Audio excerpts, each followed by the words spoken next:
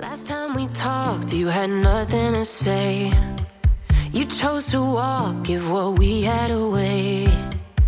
I hope you get what you're looking for, but babe, with me, you close the door on everything we could have been. Don't go thinking we could be friends. No, you can't. Good morning good morning good morning কেমন আছেন সবাই? এই বৃষ্টি মুখরিত দিনে আমাদের এখানে যা বৃষ্টি শুরু হয়েছে, মানে কি বলবো, রাস্তাঘাট তো ছেড়ে দিন, কিছুদিন পর আমরাই ডুবে যাবো মনে হচ্ছে।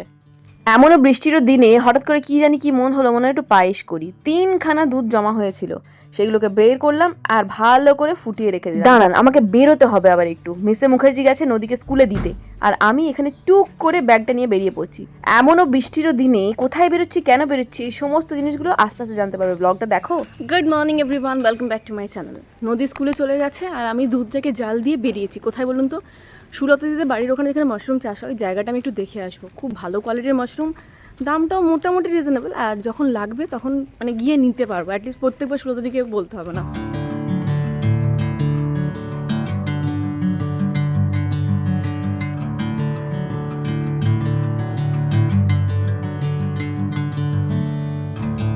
এখান থেকে কত দূর যেতে হবে সুলতাদি?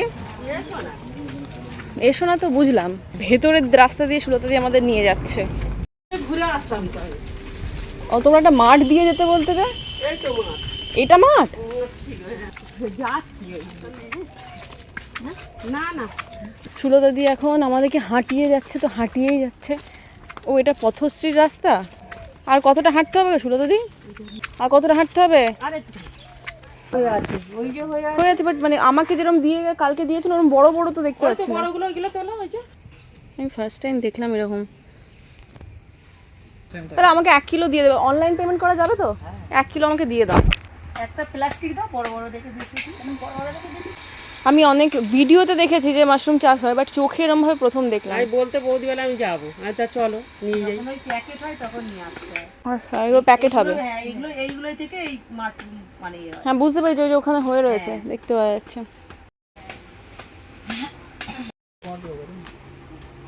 বিকেলে আসবো।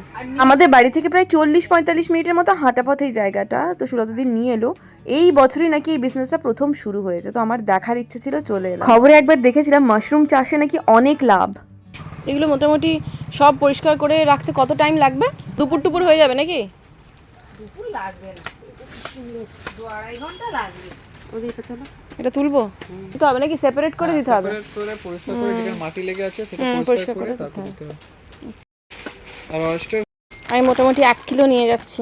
আগের দিনে সুলতাদি কত টাকা নিয়ে গেছিলে? 100 কত টাকা, তাই না? আজকে আমি 1 কিলো নিয়ে যাচ্ছি পুরো। চলিয়ে সুলতাদি, দাঁড়াও দাঁড়াও দাঁড়াও। এখানে মাশরুমগুলো এত ভালো লেগেছে, আর এরপর থেকে তো আমি শুধু ভেজই খাবো। ওই জন্য সুলতাদিকে বলেছিলাম আজকে আমাকে এখানে আগে নিয়ে এসো, দেখবো, দেখে নিজে নিয়ে যাব। এই 1 কিলো মাশরুম নিয়ে নিয়েছি, 350 টাকার মতো দাম নিয়েছে, কিন্তু বেশ ভালো, একদম সাদা ধপধপ করছে। আমাকে ঘুরিয়ে দেখে নিয়ে কি হবে বলো? আমার কিছুই মনে থাকবে না, আর যদি আসো আসতে পারবো না আমি।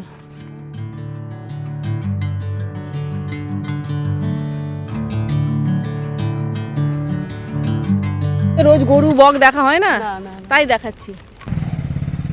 একটা বেগুন দিয়ে করবো, নিম বেগুন হবে আজকে। এই যে নিম পাতা তুলছি আমার গাছ, আমার গাছের অবস্থা এমনি ট্যাংলা, তাতেও তুলছি। আচ্ছা, মাশরুমগুলোকে যতই হোক চাষ করা মাশরুম বা যাই হোক, একটু হলুদ জলে ভিজিয়ে রেখে দিয়েছি। পরিষ্কার মাশরুম, জাম ফাম থাকলে বেরিয়ে যায়। আর সকালবেলা দেখেছিলাম দুধ জাল দেবো, মানে দিয়েছিলাম, ওই পায়েসটা আগে করে নিই, তারপরে অন্য কিছু করবো। আমি আজকে এখানে কাজু বাদাম ভাজা কিছু দিচ্ছি না, কারণ গুড়ের পায়েস না, এমনি কাজু ফাজু ছাড়া এমনি শুধুই খেতে ভালো লাগে। চালটা ভেজে নেবো আগে। ঠিকঠাক সময়ে শুরু করলে সমস্ত কাজ সময়ের মতো করা যায়, বাট একটু যদি দেরি হয়েছে না, মাথাটা আমার টাং করে তখনই গরম হয়ে যায়। তো আমার সময়ের কাজ সময় না হলে বিরক্ত লাগে। আজকে যদিও সময়ের কাজ সময়ই হয়েছে, তাই অতটা মাথা গরম লাগছে না, আমি একটু খুশ মেজাজেই আছি। আমি আজকে করব গাঢ় গাঢ় পুরো ঘন গুড়ের পায়েস। আমার তখন নতুন নতুন বিয়ে হয়েছে, মানে 1 বছরও হয়নি, সেই জাস্ট বিয়ে হয়েছে। আর দিদি ভাইয়ের হয়ে গেছে 5 বছর। ওকে, তো দিদি ভাইয়ের তখন সম্বলপুরে থাকতো, এবার আমি আর অভিষেক গেছি ওখানে বেড়াতে। আমার তখন রান্না সম্পর্কে আইডিয়া বলতে আমি চিকেন, আলু পোস্ত, তরকারি ফরকারি এইসবগুলো করতে পারি, বাট পায়েস আমি কোনোদিন রান্না করিনি। আমাকে এখন দিদি ভাই জিজ্ঞাসা করছে, মাকে ফোন করতে। আমি কেন? 4 জনের জন্য পায়েস রান্না করবো, কতটা চাল দেবো আর 1 কিলো দুধ, সেটা জিজ্ঞাসা কর। আমি বলছি কত আর দেবে, 4 কৌটো দিয়ে দাও। দিয়ে দিচ্ছি, দিদিভাই খুব হাসছে, বলছে 4 কৌটো চাল। বলছি হ্যাঁ, প্রত্যেকের জন্য ভাত যেরকম 1 কৌটো করে করে নেওয়া হয়, 4 কৌটো, পায়েস হলে 4 কৌটো। বলছি তুই বেরো এখান থেকে। তখন তো কোনো আইডিয়া নেই যে পায়েস রান্না করবো। আমার এখন মনে পড়ছে পায়েস রান্না করতে গিয়ে কথাটা। তো দেখুন আমার কালকে আঁশফলগুলো নিয়ে এলাম, এগুলো টেস্ট করছে কেমন, ভালো না? কালকে আমি 1 কিলোর মধ্যে 700 খেয়ে নিয়েছি, বাকি ওইগুলো পড়ে রয়েছে। একবারই 700, বুঝতে পেরেছো আমি কতটা দানব মহিলা। খেতে দিবে, কাঁচা লঙ্কা ফোড়ন দেবে। এক জায়গায় একটা কাজ তো আমি করবো না, একদিকে পায়েসটা তো হচ্ছে, গুড়টা দিয়ে এবার একটু ফুটিয়ে নামিয়ে নেবো, আর এদিকে মাশরুমটা বানাচ্ছি। মাশরুমটা দিয়ে সিম্পল ওই আলু দিয়ে মশলা মাশরুম যেরকম ভাবে হয় না, মানে মাশরুমের কারি, সেই টাইপেরই বানাবো। বাকি তো এক গাদা রয়েছে একটু টুকটা স্যালাডে, কখনো কখনো ওই চাউমিন, কখনো কখনো ফ্রাইড রাইস, কখনো কখনো স্যান্ডউইচ, সবেতে মাশরুম অ্যাড করবো। এই কয়েকদিন আগে আমরা রাত্রেবেলা বেরিয়েছিলাম, মনে আছে? সেই রাত্রেবেলায় আমরা একটা মাশরুম মশলা খেয়েছিলাম, এত সুন্দর করেছিল, সেটা কিন্তু আমার এখনো মুখে লেগে আছে। বাট ওখানে না মাশরুমের পিসগুলো একটু ছোট ছোট কেটেছিল, আজকে মনে হয় সুলতাতে একটু বড় বড় কেটে দিয়েছে, সেদ্ধ হতে টাইম লেগেছিল। যাই হোক হয়ে গেছে, দেখুন এখানে রেডি আমার মাশরুম মশলা, একদম শুকনো শুকনো করেছি যাকে বলে। রান্না বান্না করে এসে দেখুন আমি বসেছি, কি বলুন তো, কালকে ধোকার ডালনা দিয়ে মুড়ি মেখেছি, হেভি লাগছে খেতে, ঝাল। আমাকে আগের দিনে কেউ জিজ্ঞাসা করছেন, দিদি এই গাছটার নাম কি? এই গাছটার নাম হলো অমলতাস, অসাধারণ সৌন্দর্য। আমি ভাবছি কোনটা দিয়ে খাবো। প্রথমে শুরু হচ্ছে নিম বেগুন দিয়ে, কচুর লতি, মাশরুম, ডাল, কালকে একটু আলু পোস্ত ছিল ওটা নিয়েছি, আর এই হচ্ছে মিষ্টি আলু সেদ্ধ। একদিনের মধ্যে আপনি একটু ভাতের মধ্যে আপনি কত খাবার খাবেন? খাবেন কত? খেতে হবে, একটু গোলুমলু হতে হবে। এখন আমরা সোনারগাঁওয়ের রাস্তায় চরকি কাটতে বেরিয়েছি, আমি আর সুস্মিতা। পূজা আজকে আমাদের জয়েন করেনি, পূজা এখন বিজনেস উমেন হয়ে গেছে। হ্যাঁ, আমাদেরকে পাত্তা ফাত্তা দেয় না, ও এখন বিজনেস নিয়ে ব্যস্ত, ওই জন্য আমরা দুজনে হাঁটতে বেরিয়েছি। আমরা বাউন্ডুলে। বাপরে বাপ, ভীষণ বৃষ্টি নামবে। মেঘগুলো আগে সরাই, সব ভেজাই আছে তবুও সরাচ্ছি, কি করবো।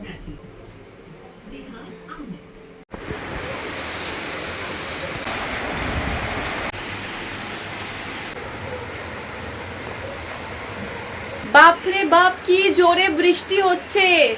আজকে তো পকোড়া মানে ভাজা পোড়া খেতেই হবে, আলুর চপ না হলে পেঁয়াজি না হলে ক্যাপসিকামের চপ। আজকে যদি সন্ধ্যেবেলায় গরম গরম কফি বা আলুর চপ না খায়, ভগবান পাপ দেবে। এই ঝাড়া 1 ঘন্টা ধরে রিল দেখলাম, তারপরেও বৃষ্টি দেখুন, এই দেখুন কি অবস্থা। এই যে নদী, এই যে ঘড়িতে বাজে 6:10, তো আমরা 6টা বাজে 10 মিনিট ফাস্ট আছে। আমি এখন নিচে সন্ধ্যে দেখাতে যাবো। আর বিলম্ব নয় নয়, আর বিলম্ব নয়। যেরকম বলেছিলাম চপ, তো চপ করতে চলে এসেছি। মাত্র 4খানা আলু রয়েছে, এটা দিয়ে কটা হবে বলুন তো? আরামসে 8টা-10টা হয়ে যাবে। এর মধ্যে 3-4টা মিস্টার মুখার্জির জন্যই রাখতে হবে। ওই রসুন লঙ্কা ভাজার চপটা এত পছন্দ করে যে 1-2টো তোর মনই ভরবে না। ইভেন দেখবেন রাত্রেবেলা এসেও রুটি খাবে না, মানে পরোটা করানো হয়েছে, পরোটা খাবে না ও, দেখবেন পুরো চপ দিয়ে পুরো মুড়িতে শিফট করে যাবে, এত চপ মুড়ি খেতে ভালোবাসে। আরামবাগ, দক্ষিণ কলকাতা, বাঁকুড়া, এই সমস্ত জায়গাগুলো এত অসাধারণ চপ পাওয়া যায়, আর সেই চপ এত ভালো খেতে লাগে। বাট যবে থেকে আমি এখানে এসেছি, বিশেষ করুন এখানে চপ একদম ভালো না।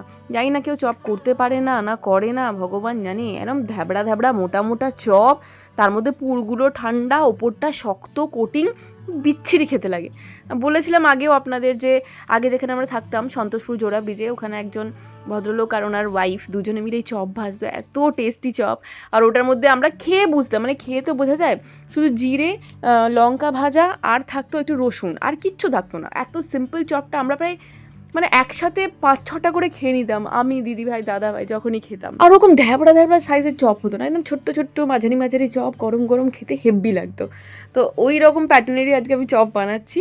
আমি একটু রসুন ভেজে নিয়েছি, একটু লঙ্কা ভেজে নিয়েছি, তেল আর জিরে, ওইটা দিয়ে আলুটাকে মেখে নেবো।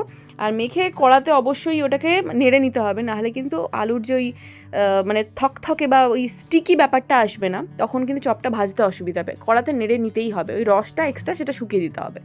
তারপরে কি বেসনের মধ্যে যথারীতি একটু নুন, একটু হলুদ, লঙ্কা গুঁড়ো দিতে পারেন, দিয়ে ভালো করে ফেটিয়ে রেখে দেবেন, দিয়ে চপের শেপে এরমভাবে ডুবিয়ে গরম ভেজে তুলে নেবেন। প্রথমে ভেবেছিলাম ক্যাপসিকামের চপ করবো, তারপরে ভাবলাম যে ক্যাপসিকামের চপ যদি মিস্টার মুখার্জি থাকতো তাহলে গরম খেতে ভালো লাগতো। বাট ওই শুধু চপ ঠান্ডা হয়ে গেলে ক্যাপসিকামের চপ ভালো লাগবে না, তাই আর এবারে করলাম না। এখানে শুধু আলুর চপ করছি। আর এই আলুর চপগুলো নিয়ে মিস্টার মুখার্জির জন্য কয়েকটা রেখে আমি সুস্মিতার বাড়িতে নিয়ে যাব কয়েকটা। আমি বলেছিলাম যে চপ ভাজবো আজকে, তুই কি খাবি? তাহলে আমরা মুড়ি দিয়ে চপ দিয়ে খেতে পারি। যদিও অনেকটা দেরি হয়ে গেছে, আর একটু আগে থেকে বলা উচিত ছিল, কিন্তু ওই আর কি নদীর এখন সামনে এক্সাম আছে, ওকে একটু পড়াতে পড়াতে দেখাতে দেখাতে একটু দেরি হয়ে গেল আর কি। আপনারা যেখান থেকে আমার ভিডিওটা দেখছেন সেখানে কি আদৌ ভালো চপ পাওয়া যায় কাছাকাছি? আপনাদের ওখানের চপ কি বেস্ট, নাকি আমাদের এখানের মতোই ভালো না, চলবে না, মুখে দেওয়া যায় না? কমেন্টে অবশ্যই জানাবেন। আমার কাছে হিট, আমার জায়গা আরামবাগের চপ ফাটাফাটি। আমি সুস্মিতা বাড়ি চলে এসেছি চপ নিয়ে। ওরা শুধু শুধু চপ খাবে আর আমি একটু মুড়ি খাবো। আমার এটাই রাতের খাওয়া, ব্যাস আর কিছু খাবো না আমি। সৌম্যান ইউজ করে ও ভাই একটা চপ নিয়ে নিয়ে একটু মুড়ি, ব্যাস। শুধু চপ খেলে আবার অম্বলস হবে।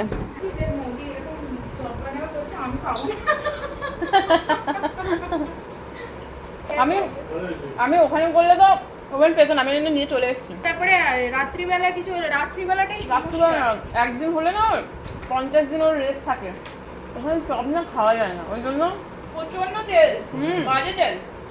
তেল ওপরটা যেন শক্ত ইটের মতো হয়ে থাকে, কড়কড়ে একদম যাচ্ছা তাই লাগে খেতে। আমি একা শুধু মুড়ি খাচ্ছি, ওরা শুধু শুধু চপ খাচ্ছে।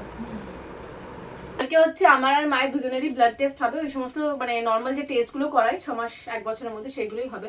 তো সেই জন্য কালকে 7:30 থেকে 8টার মধ্যে ব্লাড নিতে আসবে। তো 7:30 থেকে 8টার মধ্যে যেহেতু ব্লাড নিতে আসবে, সেহেতু আমাদের 7:30টার মধ্যে ডিনার করে নিতে বলেছিল। বাজে 8:30, নদীকেও ডিনার করিয়ে দেবো, কালকে স্কুলও আছে সকালবেলায়। আমরা মেয়েরা তখনই একজন হ্যাপিয়েস্ট পার্সন হই, কখন বলুন তো? যখন আমাদের পার্সেল রিসিভ হয়। ধরুন সারাদিন ধরে মুড়ে পড়ে আছি, কোনো এনার্জি নেই, বিরক্তি লাগছে, যাকে দেখতে পাচ্ছি মনে হচ্ছে চড়িয়ে মেরে দিই। অ্যাট দ্য মোমেন্ট এরকম একটা পার্সেল রিসিভ হবে, তখন যেন মনে একটা আলাদাই আনন্দ হয়। কার কার এরকম হয় আমার মতো অবশ্যই কমেন্টে জানাবেন। শুধু এটা না, যেদিন বুক করবো সেদিন এরকম আনন্দ হয়, হ্যাঁ আমি কিছু বুক করেছি, because I am the queen. Okay, first জিনিস যেটা আমি কিনেছি আমার রেগুলার শ্যাম্পু, যেটা আমি রোজ করি, এটা নতুন করে কি বলবো, সেটা হচ্ছে বায়োটিকের অ্যাডভান্স আয়ুর্বেদা ফ্রেশ নিম অ্যান্টি ড্যান্ড্রাফ শ্যাম্পু। সত্যি কথা বলতে কি, এই শ্যাম্পু ছেড়ে যখনই আমি অন্য কোনো শ্যাম্পুতে সুইচ করি আমার চুলের অবস্থা বেহাল হয়ে যায়, প্রচুর চুল পড়ে। যাদের ড্যান্ড্রাফের সমস্যা আছে, চুল পড়ছে, তারা এই শ্যাম্পুটা চোখ বন্ধ করে ভরসা করতে পারো, ডিডি গেঞ্জি জাঙ্গিয়ার মতো। এটার অনেকগুলো সাইজ আছে, সব থেকে বড় সাইজটা এটা নিতে পারেন, বাট ওই সাইজ নিয়ে আপনি কোথাও বেড়াতে যেতে পারবেন না, কারণ ওটা পুরো একদম চেম্বারের মতো। এইটা হচ্ছে মিডিয়াম সাইজটা, 340 ml আছে, তো 340 টাকায় মনে হয় এর দাম। হ্যাঁ, 600 ml-টা 650 টাকার দাম। পরে আছে আমার রোজম্যারি ওয়াটার। আমি অভিমিয়ের রোজম্যারি ওয়াটার ইউজ করছিলাম, বাট কারেন্টলি ওইটা যাই না কেন নাইকাতে দেখাই যাচ্ছে না, মানে নাইকাতে আমি খুঁজে খুঁজে শেষ হয়ে গেলাম। অভিমিয়ের কোনো প্রোডাক্টই দেখা যাচ্ছে না নাইকাতে, কেন কে জানে, বুঝলাম না। তার মধ্যে একটা মমস ফেভারিট বা মমসের কিছু একটা ছিল, ওটার দামটা একটু বেশি দেখাচ্ছিল, তো এটা আমি নিয়েছি। আরাভি অর্গানিকের রোজমেরি স্প্রেটা এই জন্য নিয়েছি কারণ এটার দাম কম, এটা 219 টাকা সামথিং দাম করেছে। এরপরে হচ্ছে ডট অ্যান্ড কিয়ের, আমার এটা খুব তাড়াতাড়ি শেষ হয়ে যায় জানেন তো, ডট অ্যান্ড কিয়ের ডেলি ময়েশ্চারাইজারটা। এরপরে বডি ওয়াশে আমার সব থেকে ফেভারিট, আমি এতদিন ধরে ইউজ করছিলাম প্রিয়াস ন্যাচারালে, ওটা আমার ছিল, পুরো শেষ করলাম ওটাকে করে। তারপরে বি বডি ওয়াইজের 5% নায়াসিনামাইডটা নিচ্ছে, এটা না খুব ভালো ট্যান ওঠায় আপনার শরীরে। এটা বলেছি 5% নায়াসিনামাইড আমার স্কিনে কোনো ক্ষতি করে না। যদি আপনার সেন্সিটিভ স্কিন হয় আমার মতো, যে একটুতেই জ্বলে যায়, একটুতেই ট্যান পড়ে যায়, বা একটু মেকআপ ইউজ করলেও মুখে একটা কালো ছাপ পড়ে যায়, যেটা আমার হয়, তো তাদের জন্য বি বডি ওয়াইজের 5% নায়াসিনামাইডটা কিনবেন। কিন্তু স্যালিসিলিক বা যে BH ওটা কিনতে যাবেন না, ওটা কিন্তু ছাল চামড়া তুলে দেবে, যাতে সহ্য হবে না, যাতে সেন্সিটিভ স্কিন। দীর্ঘদিন ওই BH ইউজ করার পর না আস্তে আস্তে স্কিনটা এতটা সেন্সিটিভ হয়ে যায়, সূর্যের আলো, ডাস্ট পার্টিকেলস আপনার স্কিনে এসে পড়লে সঙ্গে সঙ্গে ইরিটেশন শুরু হয়ে এরকম বাম্প হয়ে যাবে। প্রথমে মনে হবে যে বা আপনার স্কিনটা খুব চকচকে, পিম্পল হচ্ছে না, এরকম একটা মনে হবে, যদি আস্তে আস্তে ওই জিনিসটা হয়।